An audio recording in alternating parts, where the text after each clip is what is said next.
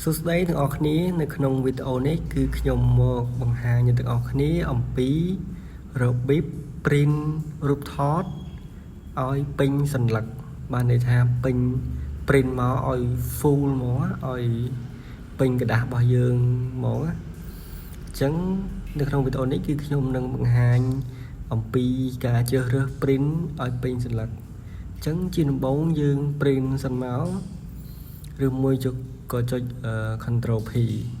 បន្ទាប់មកគឺយើងជ្រើសរើសម៉ាស៊ីនអញ្ចឹងខ្ញុំជ្រើសរើសម៉ាស៊ីនដែល print រូបថតហ្នឹងបន្ទាប់មកយើងចុច print setting នៅកន្លែង print setting នេះគឺសំខាន់ខ្លាំងមែនតើពីព្រោះចំណុចសំខាន់គឺនៅត្រង់ចំណុចហ្នឹងអញ្ចឹងកន្លែងដែលខ្ញុំចុចនេះគឺបានន័យថាកន្លែងគេថា media type បានន័យថាគឺជាកន្លែងដែលជ្រើសរើសកណ្ដាស់ print តាមអ្វីដែលបងប្អូនទាំងអស់គ្នាចង់បានហើយកន្លែងក្រោមនេះគឺមាន high ហើយនិង standard អញ្ចឹងខ្ញុំជ្រើសរើស high ដើម្បីឲ្យវា print ចេញមកស្អាតបាទនេះគឺជាចំណុចសំខាន់កន្លែង borderless printing នេះ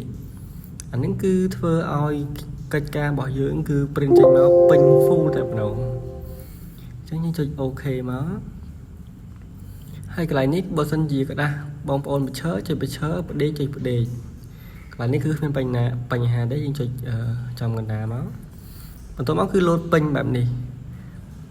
កាលណាលោតពេញបែបនេះគឺបានន័យថា print ចេញមកគឺ full กระดาษយើងពេញกระดาษយើងតែម្ដងអត់មានសល់កែមសល់